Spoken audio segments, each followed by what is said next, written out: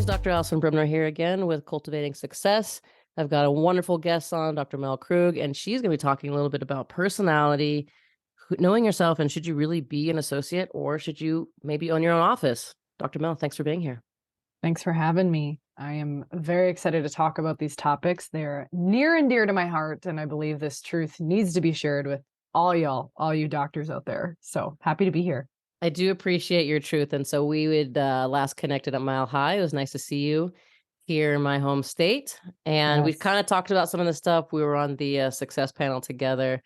And so we had a really good conversation. So that's why I was really hoping you'd come on my podcast. Let's talk the first thing about knowing yourself. I feel like a lot of times students they're just so consumed with chiropractic that they have no idea who they are and what they want. Do you find that true? 100%. And I think it can be so easy to get caught up in a lot of the hype of one becoming a doctor, two, you're learning a whole new philosophy of life. If you weren't introduced to chiropractic as a child, like me, I didn't discover it till I was 21, right before chiropractic school. I think people can get so caught up in things outside of themselves. And given the schooling and the work that you do and the homework, very often I see people don't have space and time to just sit and ask, why do I believe this? Like, who am I among and beneath all of this studying, all of these seminars? Who am I really? And I think students need to do more of that self-reflection. And I was guilty of that. I got caught up in a lot of stuff. I got caught up in a lot of things I thought I should do when deep down those weren't actually aligned with my core values. So I see it far too often than not. Yeah, I do too. And sometimes when I talk to students, I say something like, what do you want your life to be? And they're like, I want to see this many patients and have this. And I'm like, what do you want like in life, not just in your office? How would you like, I usually tell different books to maybe start reading. How do you think is the best way to figure out who you are and what you want? Yeah. There's so many different tests out there. I mean, people are probably familiar with like Enneagram and, that stuff is great. But something one of my mentors has shared with me is knowing your values and why you value what you value beyond just your role as a doctor, beyond just your role as a healer, right? And understanding like, why do I value what I value, which often actually stems from your childhood, believe it or not.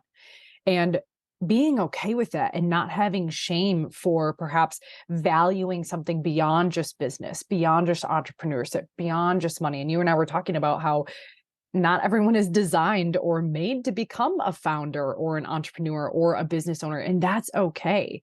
So I personally start with the values determination assessment. That's something I do with all the people I work with. Dr. John DeMartini, he's the founder of that. And I think it does a really great job at asking why you like what you like and why you're gravitated to what you're gravitated to, beyond just what you think you should want. Because we can hear all these things from stage or podcasts and like, oh, that sounds great. But is it actually aligned with what you are drawn to? So that's number one. Number two, I also like the Colby test. It's something I do on all of my team members to understand how they make decisions and why they make decisions, why they take actions, why they do what they do. And I think it can help you get really clear and understand yourself at a deeper level. And of course, there's so many books out there that I think sometimes have similar viewpoints and sometimes there's contradictions with that. But those are the two that I have found most valuable, and to do it often, because as you get into practice, as you graduate, as you go from student to doctor, you're going to change. And it's important to keep asking why you want what you want. Like you said, like if you want to travel more, great. If you want to be just the technician, great. But you need to understand why. So asking, why do I want this? What do I want? Why? What do I want? Why? And keep asking, getting to that core, and you'll be just surprised what you discover. Yeah, I mean, for me, my highest value is freedom, which is why I only work 3 days a week in the office and why I really want associates in my office. There's a dual thing there. I read a book called The Big Leap, and what my genius level is getting the most potential out of people.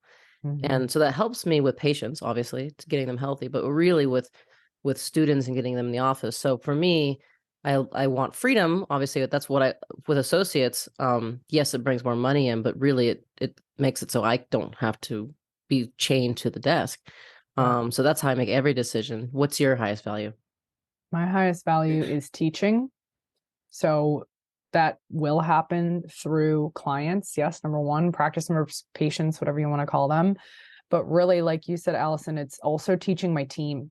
And if you and I, as founders, are bogged down by seeing, hundreds of people a day working 12-hour days, how do you think that's going to show up when we go to teach our team, when we go to lead our team? I really love coaching. Again, not that I don't like practice member care, but I've realized my gifts shine when I can coach other leaders. I can coach other chiropractors. And when you're in that space, sometimes you need more of that space freedom to have the ideas, to have the CEO ideas. And if that's not you, by the way, listening to this, that's okay. Right? Not everyone is designed for this. But my highest value is teaching. And you can see that in all forms of my life. My parents were teachers, my grandparents were teachers. So teaching, coaching, same to me. But I love being able to pour into my team, even when I'm outside the office, knowing that, hey, they've got things covered. I can help their systems run better. I can help them be better leaders to their practice members and all those things in between. Yeah, and we talked a little bit before we got to recording on about like shame, and I feel like sometimes you say that, and people are like, "You don't want to see patients anymore," and I'm like, "What? Why do you care?" Like it's just so Right. weird to me. I'm like, "Dude, you can see a million patients. You can see a patient till you're 80 million years old. I don't care. But why do you care what I'm doing?" And so I think we should talk a little about this. There's a lot of weird shaming going on. So one, like you need both these people, by the way. So being an associate, there's nothing wrong with that, especially if you're that forever. And you should not feel shameful at that. And if you want to get out of practice and be in chiropractic in another realm, because really you'd exponentially be seeing more people with the more people in your office, more doctors in your office seeing people. Yeah. So I found that a little bit, I mean, I don't really care because I'm sort of blessed with the like, do not care what people think about me, but like, it is still like annoying. I'm like, what? Why do you care? So let's talk a little bit about that. Yeah, it's interesting in our profession how if you're not seeing 1,000 people a week, or how if you're not in the office for 12 hours a day, you must be doing something wrong. And I think the world has changed. One, the ways that we care for people have changed. And my philosophy is depth over breadth. So like quality of care versus quantity. And this is nothing against people who see 1,000 people a week, nothing against that. And for me, I'm sick and tired of seeing the burnt out chiropractor, the burnt out healer, where their quality of care is diminishing because they can't even take care of themselves. And we wonder why offices have a hard time retaining not only their patients, but their team. Because one, the leader is burnt out. Two, we haven't been giving our young doctors permission to actually be a high quality associate and allowing them to be a leader in that role. We hear the word associate, right? And unfortunately, I think there's this perspective of like, oh, you're not as good as the head doctor. Oh, you must not be a good entrepreneur. And that is far from the truth and bullshit, in my opinion. And I think we need to shift this perspective of understanding that we need founders and receivers, as I call them. We also need integrators and people who are really good at delivering the goods in our profession. And those two can create a beautiful symbiotic relationship. And, if we try to convince all these young doctors that everyone needs to be an entrepreneur, everyone needs to be a founder, we're going to continue only seeing 5% because we're putting people into this place where that's actually not aligned with their values, because they think that they should be this other thing, when in reality, you can be very successful and live a very high quality life as a team doctor, as an associate. So if anything, I hope people take away from this conversation, like you can be an amazing associate and team doctor and still be a leader, still pay off your loans, right? Still take time to travel. I know my associate, she loves to travel. She's traveling right now to a seminar because she loves that.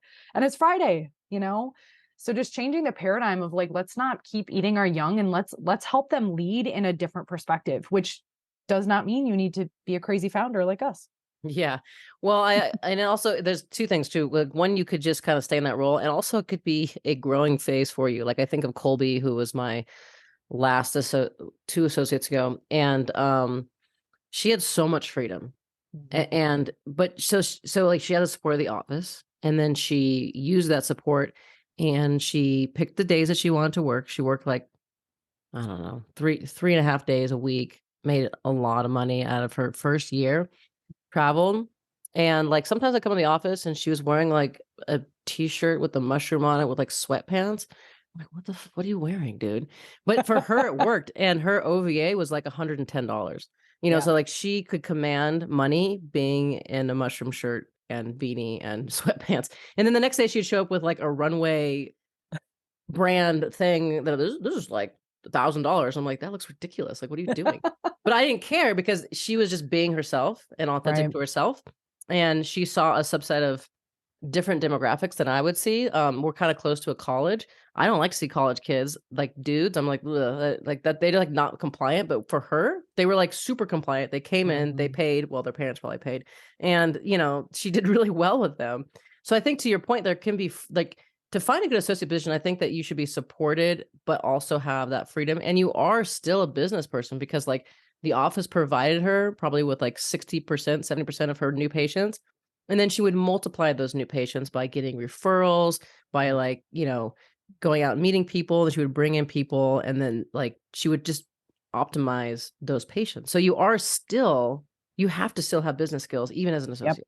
Absolutely. And you still have to have the I like to think of entrepreneurship as a consciousness and as an energy. And you can be someone who works a 9 to 5 and still have entrepreneurial mindset.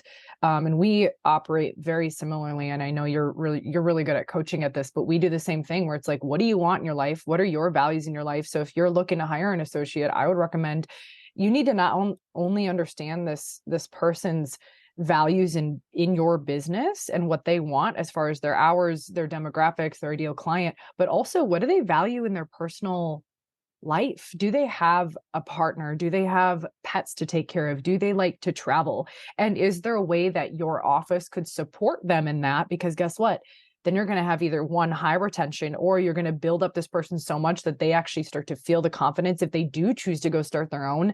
Amazing. You were that catalyst. I also think we have an issue in our profession of like trying to grip onto things, whether it's practice members or team members or coaching relationships, right?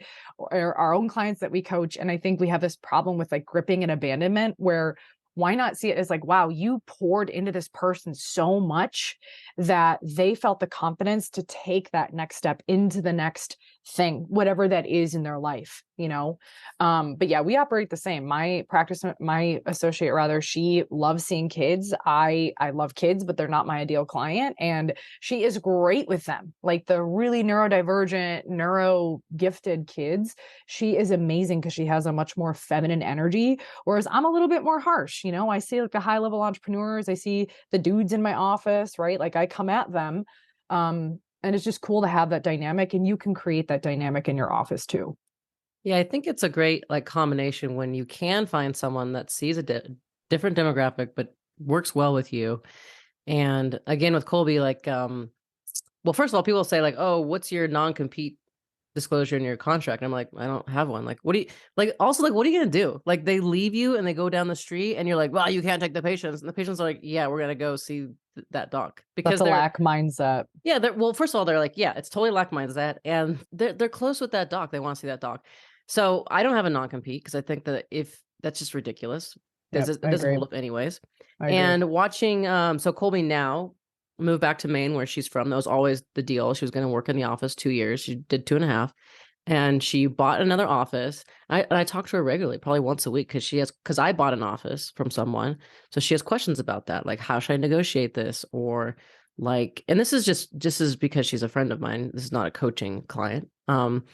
And she recently was like, "Hey, I know you told me this was going to happen, but this patient said that they didn't like my care, and like I hurt my feelings. How did you not let that hurt your feelings?" And I was like, when you take over an office, I don't care if you're a clone of that doctor with a different shirt. The patient is gonna some patients are just not they're not gonna like you. They're mad at that doc and they take it out on you, and Yep. it's hard. And I said, "Colby, you just have to there's nothing you can do except for think, man, that person is gonna leave and you're gonna get another one that matches you." But it is hard, especially when you're young, and she also looks she has a baby face, and I had a baby face when I first started, Yeah. and Yeah. it was an older doc, right? And then you're the baby doc coming in, and they're just like, "Psh, forget about it." So, I that's nice to think about it as like a springboard that she was in my office and now she's doing well. And we still continue to have conversations today about her next step, basically, in her practice. I feel like that's powerful in the profession. What you're creating is like this like healthy relationships among colleagues rather than, I mean, so often I hear people are like, oh, we didn't end well, or like the associate and the head doctor didn't end well. They broke the contract, or they bitched about the contract, right? Which, by the way, I don't know if you know this, but in Minnesota, they actually just got rid of all non-compete for chiropractors. So I'm like, great, like let's support each other, because I'm a big fan of there is no competition. If you're good at your craft, you're good at your technique, then there doesn't need to be competition. There can simply be collaboration. And I am all about supporting people where if they go to their next thing, how can you still maintain a healthy relationship where you're still seen as a leader in their life? And that to me can change the entire energetics and consciousness of this profession. And maybe it's because I'm a little bit younger. I don't know. I'm a millennial. Maybe I have like a false sense of hope and optimism. But I've also done some pretty ridiculous, stupid shit in practice that I think I've grown some hairs in my chest. So I don't know how to say that. You know, I've got some chips in my shoulders because There I've you go. learned a thing or two. I don't have Yeah, hair well, on my I chest. think I think actually it's like in real estate. You make money on the purchase. That's Hmm. when you make the money, right? So on the associate, you make the money in the beginning, the relationship.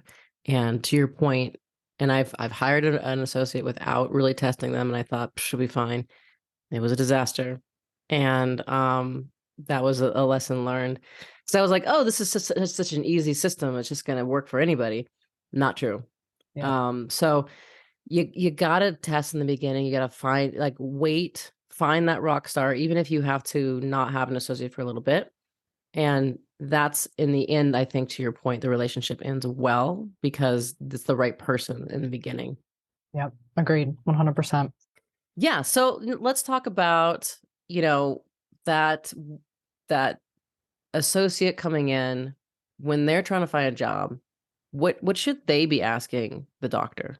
Like when they're looking for something like that they think is a good fit. What are good questions on the other side?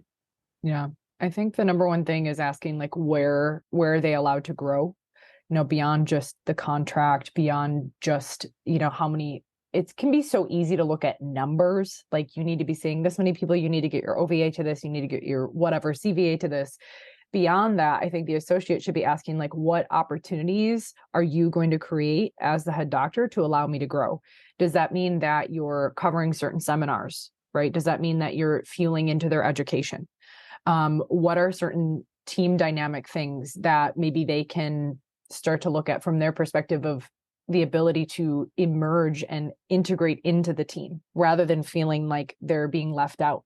After so many years, is there, if they are inspired to stay, are there opportunities to have some sort of, you know, not that they need official equity, but maybe phantom equity in the practice, again, if that's aligned with you and the head doctor?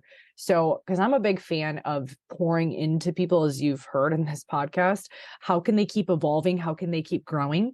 And I get when you're a brand new doctor, a brand new associate, you definitely are looking at your loans, you're definitely looking at your expenses, maybe you've moved all the way across the country, but start to think about, is there opportunities in the clinic to grow just beyond your baseline numbers and making money for the office? And this goes back to what we've talked about, right? Like, can they travel? Can they learn more? Can they grow? Can they start their own events in the office? Can they build their own little community that maybe you didn't even know was possible? So think not just in your first year, but what are your opportunities for growth with this doctor, with this clinic, 2, 3, 5, 10 years down the road? And you'd be surprised what can open up when the head doctor hears this associate asking these types of questions. Because at the end of the day, yes, it's a business. We want the business to do well and not shut down. What is it, like at 50% of businesses fail in the first 5 years or something like that? Yeah. Um, which is unfortunate. You know, that hurts my heart. And simultaneously, I think we got to go in with different questions and creating a cohesive unit, and not just this associate just being the associate. And in fact, we don't even use the word associate. I call Dr. Erin my team doctor, because I want people to understand that she's not beneath me. Yes, I have more experience, but she's not beneath me as a person, you know? So if you're new and you're on the other side of that interview, ask about growth opportunities, because it's human nature to want to evolve, to want to grow. And I actually think that's why a lot of associates leave, because they weren't given that opportunity to blossom into their full potential. Yeah, definitely.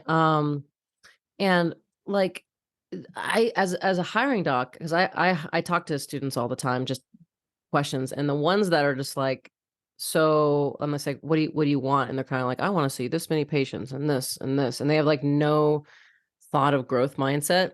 I'm Yeah. just like, you're gonna get eaten alive. Like Yep. you're just gonna get eaten alive. Like even if you find a good associate position, because what's gonna happen is in the beginning you start making some money and you're like, this is freaking awesome. I have money and I can do stuff. But after a year, 2 years, you're just like, it's like, oh, obviously it just becomes normal. And if you don't have any sort of thought process of why you're making that money or what you want to do, you're just going to get burnt out. Whereas when I talk to students and they're like, oh, well, I want to be an associate, one, because I want to learn not just technique. Cause let me tell you guys, that's not actually what you need help with. No. You you're gonna get better because you're gonna see people, you're gonna get better. Exactly. Exactly. You need help with the business part and the Yep. communication, and it just drives me bonkers. This like, you got to educate people about chiropractic. I was like, no one gives a shit about chiropractic. You have to talk to people, and then like you have to be normal. So get some normal friends that are not chiropractors, so you can understand how normal people think, right? Yep. And so that's what you need help with. Yep. That level of getting out of school and being in a normal environment, because you've been in a wackadoodle environment for the past 3 years. You go to wackadoodle stuff, and don't get me wrong, like I'm strict, straight, knee, chest, upper cervical, so like really into philosophy. But that's for me. That's Yep. that's that's that's what I look at and read. I don't talk to other people about that because that's crazy. That's Yep. nuts. So you have to learn how to not be nuts. That's what you need help No, and no one cares about disapprobation or dysautonomia unless with. they've been unfortunately diagnosed with dysautonomia, which is a thorough term lately, but we don't need to get into that. But I literally said this to Dr. Aaron yesterday. I was like, literally, you will watch your peers go to all these technique seminars, but they don't know how to have a conversation about money. They don't know how to bridge this person's problems to their values and actually create a care plan that connects them to a future vision for their life. That is, I 100% agree. And I'm so glad you said that, because so many people, I see students continuing to go to technique seminars, and yeah, they're probably better technicians than me, but can you actually have a high close rate, right? Can you increase your OVA? Can you actually maintain a practice and take weekends off, versus doing screenings every freaking weekend, like it does come down to the interpersonal relationship. So that is the seminar that Dr. Aaron is at this weekend. Is actually, it has nothing to do with chiropractic and everything to do about money, consciousness, mindset, and improving her own self-worth. Because I know come Monday, she's going to come back into the office and her energy is going to be different. Her communication is going to be different, which impacts close rates, retention, referrals. And I like students and new doctors really need to get that. So Absolutely. I mean, this is where when I'm talking and like, half the room has their arms crossed, like, "Nah, I don't want to hear that." And I'm like, I mean, fine. Like, then just fall on your face. I don't really care. Because I also hear docs I'm like, oh, what are you looking for an associate? Well, first of all, they have to deliver the goods. And I'm like, you're an idiot. Give me Seriously, give me an average adjusting person with a dynamic personality. They will blow your like give the goods guy away. They just will, because they will get yep, better. And so like, I'm not saying be a bad doctor or not be a good technician. Like you should work on that. But like if you give me someone who is, I don't even know how you would test this, but quote unquote the best adjuster graduate, give that person, they're an idiot. I guarantee you, because they did not focus on what's really important and to the things that you just said. So give me a person that like can adjust, but a dynamic personality, and they will smoke everyone away, and they'll be in practice for a whole lot longer, yep, because that person who just focused on technique, they're going to burn out 2 to 3 years, guaranteed. yep. And here's the thing, you go to these technique seminars, who are you normally checking? Your colleagues, which is not the average population of human beings and people. Like their spines are different. And yeah, your spine might get a little jacked in school. That is very true. But I 100% agree that your skills will come over time if you're seeing people, and you're seeing people, of all different walks of life. That will come. And you can always go to more technique seminars, but in the beginning, you've got to focus on, your mindset, marketing, sales, communication, interrelational leadership. All of that stuff I would say, needs to happen first. Then go back to your technique. You just did technique for 3 to 4 years, right? Let's start here and then come back to this. Yeah, definitely. And I can go on with the subject, but the last thing I'll I say know. is Yeah, yeah, yeah, yeah. the general population, one, because they haven't been adjusted a million freaking times, chiropractic works so fast and so well on them. They just get better. And two, the general public has no idea what a good adjustment is and a bad adjustment is. They have no idea. So that like deliver the goods. Dude, the person that's no idea. They have no idea. They're like, oh, that's an adjustment. Great. I feel great. Like, so you just really have to, you'll get better and be patient with yourself too. I think that that students want to be perfect at adjusting in the beginning, and you cannot do that because it's a process over time. And Yep. to your point, seeing people that are not chiropractors, they're sick, they've never been adjusted, they actually don't need to be walloped so much as chiropractors, because when we're like, in school, you're like, oh, that person like moved every bone, great, or whatever you might think. But the general public doesn't like to be adjusted, first of all. So if you are like actually a softer adjuster and like maybe adjust a little less, they actually like that better, because they don't like to be adjusted. Most people, it's this that's the thing also that I think that chiropractors don't Yeah, really understand. it's true. No, 100% agree. You're right. Well, we can go on, but That's podcast part 2, yeah, right? exactly. Well, I always talk to different people, and I like this question a lot because I get a lot of different answers. And so the question is, what it was your best business decision you ever made, and what was your absolutely worst? I'll start with the worst. Which again, we were talking about this. In hindsight, I'm very grateful. It taught me a lot of lessons. I was one of those people who opened up 1,500 square foot, really fancy office, took out a loan because that's the mentorship I got, and I wasn't really told anything else. And it worked out. Everything worked out. I paid off my loan super, super fast on top of, more and more student loans. But it was stressful. It was so stressful. I had higher expenses when I started. Thankfully, I was able to get 3 months free rent, and the rent would gradually increase. And I, right out the gates made 20K my first month. So thankfully it all worked out. But let me tell you, those first 4 months leading up to that was so damn stressful, to the point where I actually had to like delay my grand opening and take a week off and not answer any emails or do anything because I was so stressed out. So I don't recommend that. You don't want to go into it. If you're going to open a practice, don't go into it like that. And that was coming off of 3.5 years of really intense schooling. And I'm, slightly a psychopath. So there's that. But it all worked out because I think the best thing to answer the second part is I opened up in my hometown that I grew up, or 7 minutes away from where I grew up. And so I had a list of people who knew that I was in school. I was very inspired by what I was doing. And I basically opened up with a waiting list. And so I'm very grateful that people around me trusted me. They, this was my rugby teammates, my family, my family's friends, like everyone was ready to go. They were ready to sign up. So the big business loan paid off because I had grown up in this community for 20 plus years, right? I opened, I think when I was 26, 27. So if you are going to be opening up your hometown, if you like your hometown and that's what you want in your life, not a bad gig. If you're moving, start making connections now. Not that you're asking for advice in this question, but if you are moving to a brand new city, you've got to get connected to your community. And that goes for, some associateships too, right? Like it's good to get out there and get connected. But I would say the best thing I'm so grateful that I was able to open up and just serve the people that I love. And I'm grateful to that, to this very moment. So. Yeah, I was having this conversation with Lindsay, who's my new associate. She just graduated. She did internship. It was her first month, which November and December are terrible first months. Wolf, yeah. Wolf. I told her when she took her intern, she had like 15 new patients last month, and she was like, "Oh, I wish I would have, been going then." And I'm like, "Yeah, I told you when you started this is gonna be rough for you." But I was like, "So guess what? November, December is? It's all about internal. You got to meet people, get your network up." And I think like she's doing it, but she doesn't quite understand that people are the custodian of money. And I was like, it takes one person. You meet 100 people, that one person is going to change your practice because of the connections that they have. I forget what book they call it a maven, someone who just like everything that they're like, you need to go to the shoe store. And like everyone just goes to that shoe store.